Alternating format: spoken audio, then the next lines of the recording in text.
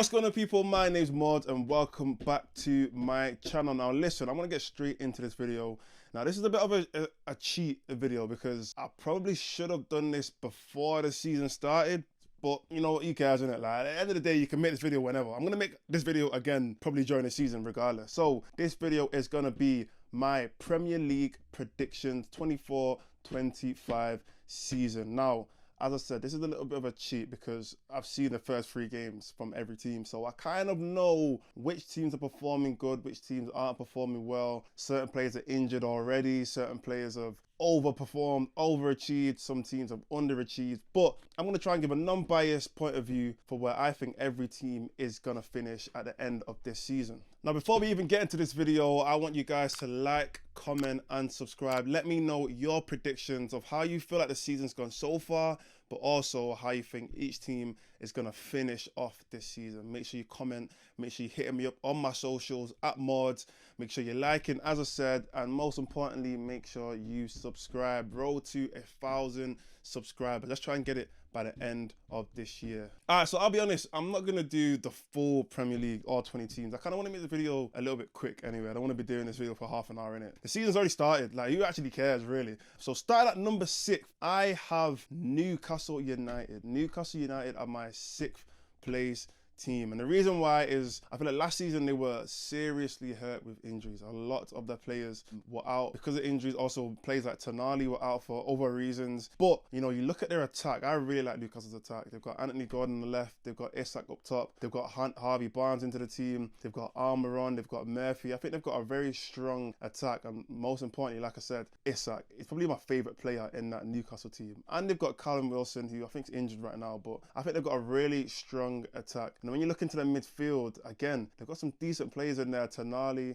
Bruno Guimaraes, or however you pronounce his name. They've got the youngster Lewis Miley, who, again, I think he's injured right now, but he's going to be coming back in the team soon. So they've got some key players all around the team, players that can really make a difference. And I feel like they're gradually building, it's just scary, but they're gradually building a team that's going to be competing for top 4 every season. I see it scary because as a United fan, we're still trying to get into a top 4, which is a bit mad, but we're still trying to get them top 4 conversations every single year. Right now, let's be honest, United ain't even a top 4 team. In fact, let me talk about United later on in the video. I'll talk about United when I get to them. So I think the Newcastle are gonna finish in 6th place. In 5th place, I have Chelsea Football Club. Now I know a lot of people are gonna be like, what? Like how? Like didn't Chelsea finish like 10th or 12th last year, which is crazy? Yeah, I think Chelsea are gonna finish in 5th. I feel like last season, even though the results didn't show it, I don't think Chelsea actually played too bad. I feel like there was a lot of games where Chelsea were going toe-to-toe with some decent teams. They went toe-to-toe with City. They beat United. If you just look at their best starting 11, they could go man-to-man or man-for-man with any other team. Not any other team, but a lot of other teams. Maybe only City and Arsenal they probably couldn't go man-to-man for. And probably Liverpool, actually. But United, definitely. Newcastle, Spurs, Brighton, Aston Villa. Chelsea can go man-for-man with each of those teams. Just the fact that they spent so much money, they've got so much options. They've obviously got Enzo, new manager. They're going to have that honeymoon period. They've got top players in that team as well. Cole Palmer is one of my favourite players in the Premier League right now. Not just because he's from Manchester, but I think on the eye, Cole Palmer, top 2 right wingers in the world. As a United fan, if you said to me, look, take any right winger in the world, who would you take? It'll be between 2 players, Lamine Yamal and Cole Palmer. As a United fan. Coming in at 4th place is the greatest team of all time, Manchester United. Now, I'll be honest, from looking at what's happened this season so far, they are 100% not getting 4th. I'll be honest, if you're just going to base it off the first 3 games. But look, United just have a way of doing things. It's going to get down to it, and United are just going to go on a streak of just winning random games. We're all going to get so gassed. We're like, yeah, United are back. But I think eventually United are going to come 4th. I'll be honest, before the Liverpool game, I thought we were better than Liverpool. Now, yeah, we're not even close. United, we have the tools. Like, we actually have the players to finish in that 4th position. It's just whether or not tactically we can get there and if the players actually perform how they're supposed to. Coming in at 3rd, I have Arsenal Football Club. And I know people are going to be like, there is no way you think Arsenal are coming 3rd. Yes, I do. I don't like Arsenal. I make it clear all the time. I'm not fond of Arsenal as a club. I don't like the fan base. In fact, that's the main reason. I just don't like the fan base. I think they're too cocky. I think they're too arrogant, and they have nothing to be arrogant about. Most Arsenal fans didn't even watch Thierry Henry.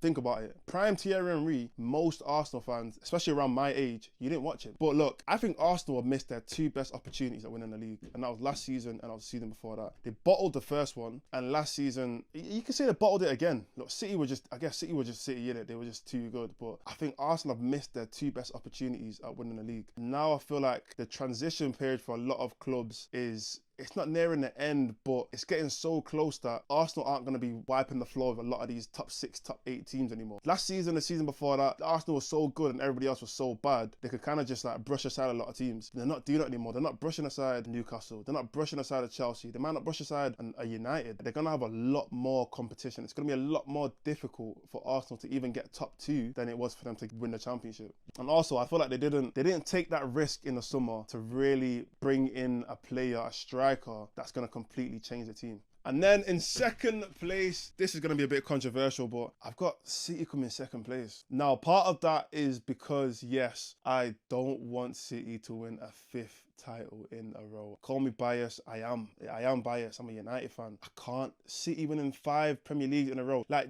I don't think you guys understand. That would ruin the Premier League, like, forever. Because no one's ever going to do that again. That's genuinely going to ruin the history of the Premier League. Like, at least with United, we kept it humble sometimes. If we won 3, we'll let Chelsea win by, 1 point. You will let other guys, win here and there. But the way our City are running around, bro, this is literally Serie A or Serie A.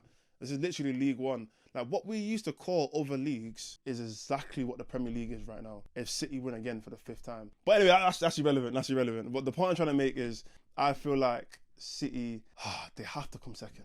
And in first place, got Liverpool Football Club. That is surprising. I'll be honest, for myself, even when I looked at it and I was actually thinking, wait, who's number 1? Liverpool could actually win the league. And look, it's gonna be a wild season if Liverpool win the league, considering it's Slot's first year. He's not even competed at this level before. Probably Salah's last year, maybe. It could be Trent's last year, maybe. It could be Van Dijk's last year. I doubt it. But there's a lot of players in that team who, let's be honest, they're coming to the end of their Liverpool career. That could also be a reason as to why they could go on to win it. But after watching that United game and just the way how they took us apart, this new resurgence of Gravenberch in that 6 and dictating the play in the midfield, I still don't think their midfield is like the best. I feel like they could still evolve it a little bit, but I just feel like right now they're just looking strong.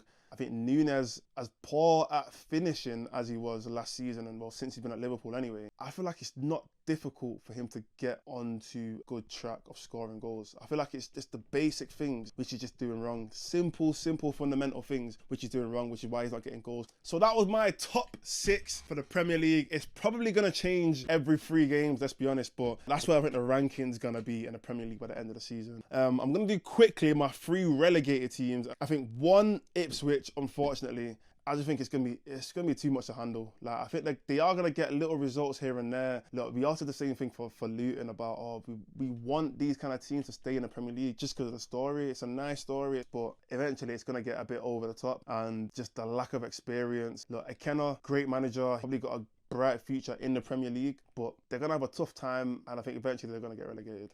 The other 2 teams, I think I'm going to go with Southampton and Everton. Look, I think Everton are one of the only teams to have been in the Premier League since the Premier League started, which is wild. Like, what, Everton? I think the only other teams are like United, Arsenal, Liverpool, maybe Tottenham, and then Everton's in that conversation. But I think this is the season. I think this is the season it's going to be over. I think they've lost a few key players as well. But yeah, I think so far, watching them lose 4-0 to Tottenham, watching them get beat last minute to Bournemouth, it's going to be difficult. And Southampton, even though Southampton I say they're a Premier League team, I think of Southampton as more of a Premier League team than I do them as a Championship team. But I was just looking through the other Premier League teams, and it was a debate between them and Forest. I think Wolves are going to stay up. I think Leicester are going to stay up. But it was a debate between them and Forest, and yeah, I just think it's going to be Southampton this season. But listen, anyway, that is my Premier League predictions so far. I'm probably going to do another one of these videos, maybe, I don't know, Christmas, New Year. But let me know where you guys are putting your Premier League teams in order, and who you think is going to win the Premier League, who do you think is going to get top 4, who's going to get top 6, who's going to get relegated, who's your underdog actually, who do you think is going to exceed expectations, and who do you think is going to be under par, is going to be below expectations. Make sure you like the video, share it, hit me up on my socials at Mordzs, and thank you guys for watching. I'm going to see you on the next one.